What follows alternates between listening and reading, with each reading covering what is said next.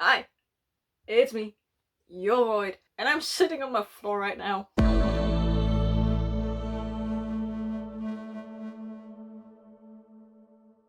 Welcome to my November TBR, which is 100% sponsored by NetGalley, because I will be participating in NetGalley November. I'm good at getting through my audiobook arcs simply because I listen to them when I'm out walking the dog, but I never really pick up my e-arcs, so I thought the whole NetGalley November thing would be a good idea to do that for once in my life. So I have 6 different books, which should be a month-filling program. I've had these for a while, so I barely know what they are about. And since I cannot just pull them up in the shop, and I am too lazy to go get my laptop to check them out, we will go by my memory for this one.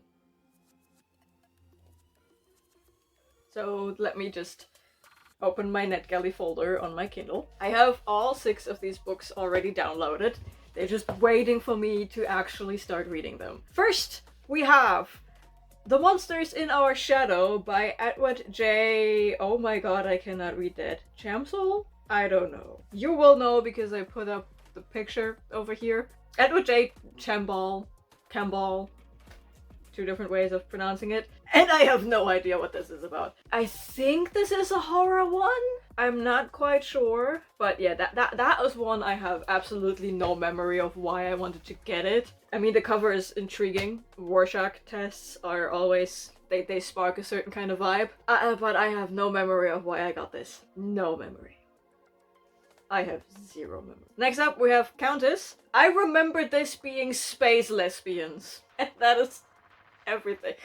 I remember that I requested this when I had my sci-fi push, when my brain said we need to read all of the sci-fi, and I also remember that I picked this up after I requested this the same time I requested the audiobook for Lord of the Empty Isles, and Lord of the Empty Isles was also space queers. And I specifically remember this to be space queers as well. That's it. I think we have a space lesbian pirate in this one. But I could be wrong. I probably am. The third book on this very short list, I remember what this is about. This is Cursed Under London by... what's her name? Ruby? Judy? Gabby.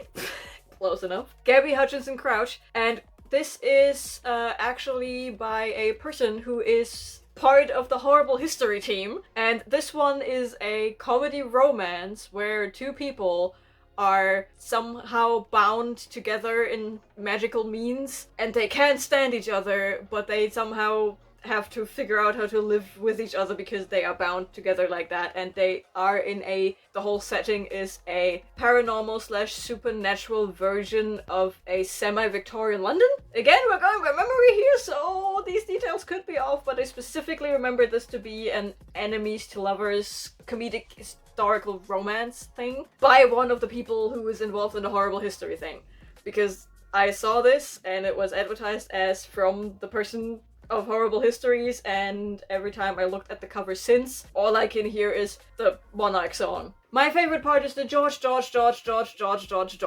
This is the one thing I remember. Book number 4 is my very first ever NetGalley request that has been granted, which is First Death by Kyona Jiles. And I totally forgot what it's about. I think it is a fantasy romance with vampires in there. My brain wants to say something in the advertisement said something about Buffy? I don't know. Again, I'm incredibly bad at remembering what the books I want to read are about. And it's even worse for ebooks. And even worse for NetGalley books. Because I request them, and then I don't have them right away, and then when they come in, I usually miss when they come in.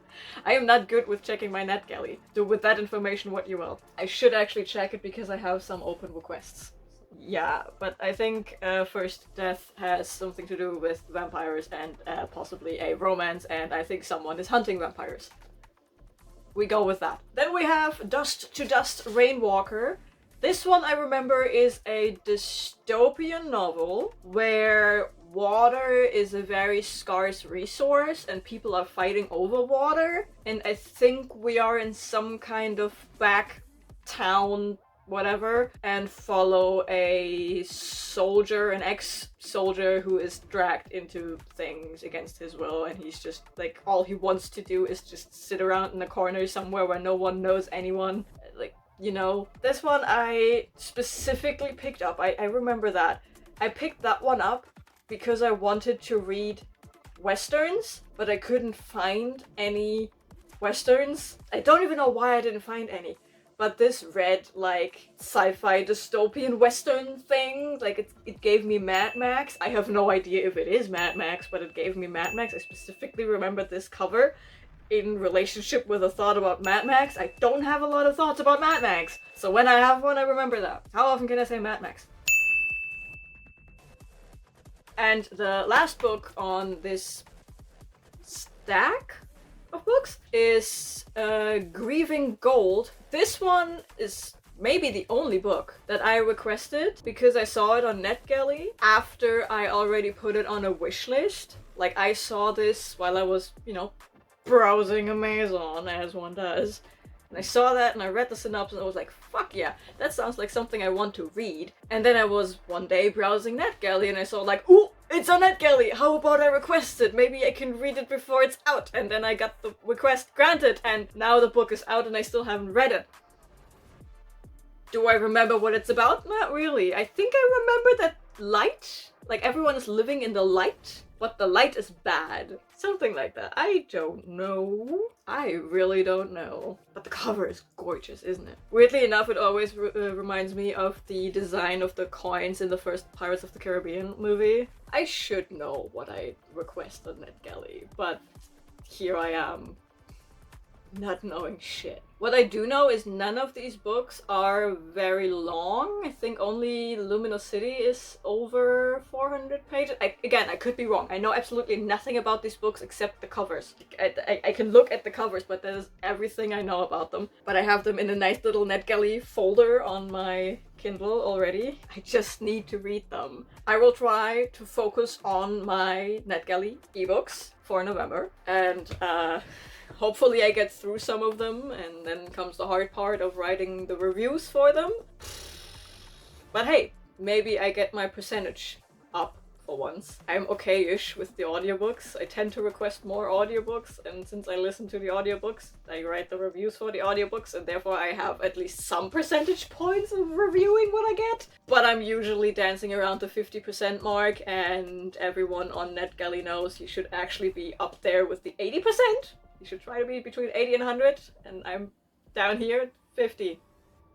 It's struggling. So this will hopefully help me out with this, and I think 6 books is a very manageable TBR in terms of size, and given that I don't think that any of these books are very large in and of themselves, I should be able to manage them in 30 days, right? The only problem I see with this is that all of these are ebooks, and if you have been around my channel for a hot second, you know that I have trouble sticking to ebooks simply because I cannot see the physical progress I'm making. That's just something that doesn't cooperate in my brain. Also, I like to read multiple books at the same time, and reading multiple ebooks at a time is somewhat of a hassle because you have to press 3 buttons instead of 1. So I might want to read something physical alongside them, which is not a problem because